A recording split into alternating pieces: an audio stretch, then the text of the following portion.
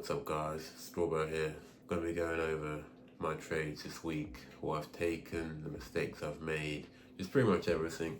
It's been a pretty slow week overall. I've taken about 3 trades and over different pairs, and I'm gonna be going over them. This is for the 5-minute scalping of liquidity, supply and demand as well. So I'm not gonna be going over any 30-minute trades, only 5 minutes. So let's get into it. Right, so getting straight into the first trade is on GJ 5-minute. So right in our session, we had our demand zone, we came up, created our liquidity, took out the high right here, perfect setup. You might be thinking, oh, we tapped. It's okay that we tapped because it was one of the candles leaving our zone, so it's still a valid zone for us to take. So really good setup here, dropped down cleanly, gave a nice entry with a tight SL, 7 pips, so we aimed for like 3%. Aimed for about 3% on this trade, hit really nicely, and perfect trade, clean, can't really say much else about it really. Right, so moving on to the next trade, it was on gold. I'm not really a fan of gold because it's done me dirty a lot in the past, but this trade, it was okay. It was a bit dodgy really. We had the zone, we had our supply zone, we had the liquidity here, breaker structure here. We're in a clear downtrend, so that's good.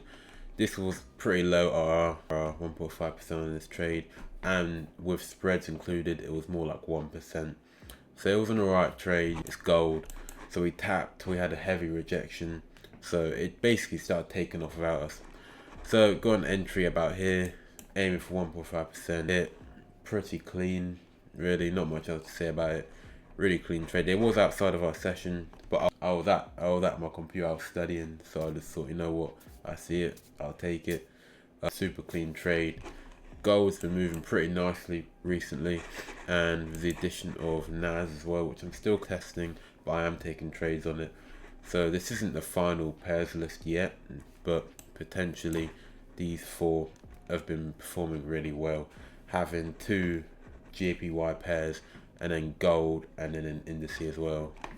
Pretty nice. So the last trade of the week was on NAS, and this was the first L of the week on Friday as well. All these trades were on Friday, which is kind of crazy. But anyways, it was on Friday on NAS. Right, so we had the supply zone, liquidity, broke the low just barely, just about, and then we tapped and we had a heavy rejection. The thing about NAS with liquidity, supply and demand, it will take off so quickly, so you have to be super aggressive, and it can go in your favor or it can go against you. So I could have entered really aggressive and gotten stopped out instantly, and that will definitely happen in the future. But today I entered super aggressive and it worked in my favor until it hit SL, and it was a good trade. But I don't have set rules for NAS yet, and I'm kind of just using market structure. So I've now back tested NAS more, and I've come up with some rules for myself, so I know a bit more what I should be doing in the future. But this was a pretty decent trade. I was aiming for 2.5%. So in the future, I know what to do now. I have set rules for NAS, because all the other pairs I have set rules for them. NAS is a brand new pair, so I didn't really have rules for it. I was just targeting market structure, and now I know what I should be doing to improve, and I should be targeting down here. So this was an L. This is quite annoying because we were so close to hitting TP, and this would have got me halfway through my phase 1 funded account, which was kind of annoying, and I did crash out a little bit, but it was alright. But those are all the trades for this week. Not too much going on really. Monday to Thursday I took no trades, and then Friday we had 3 trades. Ended up the week pretty good though, to be fair, and that's about it trade wise. So that pretty much wraps up the trades for the week. It's been a pretty good week, to be honest. Another green week. Recently, trading the 5-minute has really just changed my trading up so much.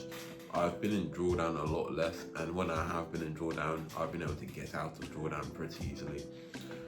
Trading so few pairs, I'm able to understand each pair differently compared to when I was on the 30-minute and we had 10 pairs and I just had no idea what was going on. Psychology wise, I'm in a pretty decent place.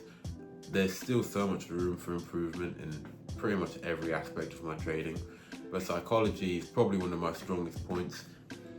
But it still has improvement, because I have times where my psychology is on point and then one day, don't know what happens, but one day I'll just something will happen, I'll miss a trade and I'll just crash out. I'll crash out and I'll do something stupid like over leverage or over trade. Apart from that, everything's going pretty well.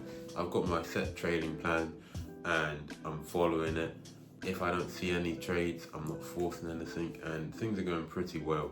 Pretty quick video today, and see you guys in the next one. Peace.